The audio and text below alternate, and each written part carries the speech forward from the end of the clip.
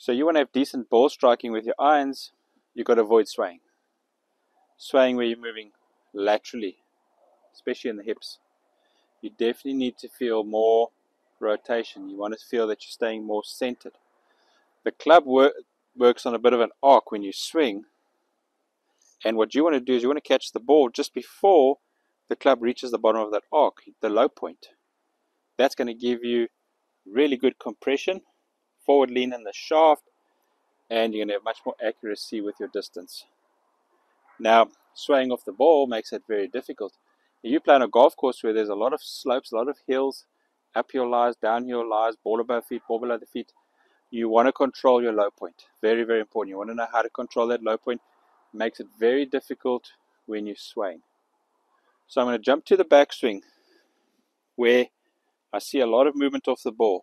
And of course, we've been told to shift our weight, haven't we? We've been told to go on the right leg or go on our trail leg and then go onto the lead leg, onto our left leg. We get a lot of power in that. And sure, we need to do that. But you've got to do it without all these excessive moving parts. So I've set this towel up. It's 1-2 club head widths away from the ball. I've got a 7-iron here.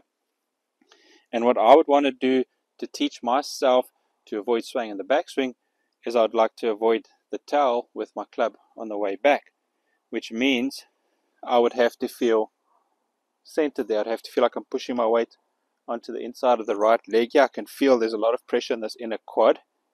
Okay. Whereas if I sway and I catch the towel, you see how the towel moved there? I'm feeling the weight is too much on the outside of my right foot here. I've moved off the ball. Now it's hard work to get back. So avoiding that towel that's just behind the ball there, that's going to help you to feel centered. You can see I've still turned my shoulders fully. I've got a good turn. I've got good width here, and I'm feeling the pressure there. So I've still managed to create power, lots of torque, lots of resistance, and I've done that without moving off the ball. So now, in the downswing, pretty much the same thing. We don't want to drive too much laterally. So in the downswing, there's a slight lateral movement. There's no doubt.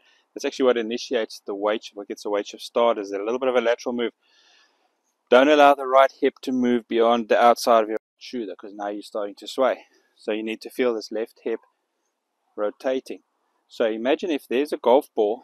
Let's say there's a golf ball that's here at about belt buckle height, and I wanted to hit it. If I put the club across my hips like that, toe up in the air, and I needed to hit this ball, what do I need to do?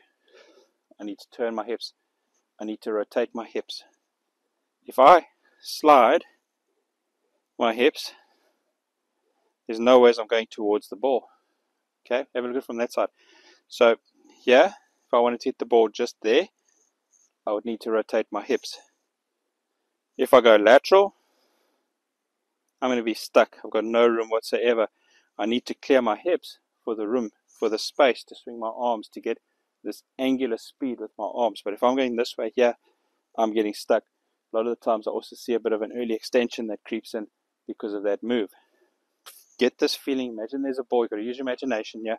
There's a ball right here, belt buckle height, and you want to hit it. You've got to rotate the hips. This needs to stay up against your belt there. Then the next drill that I want you to do is I actually want you to push golf balls without a backswing. So you would take a ball, you'd rest your club up against the ball like that, and then from there you would just push and go into a full follow through. Now, you're not going to push the ball with your hips moving laterally that way. That's not going to work. You're going to feel rotation, because we don't want this, we want that.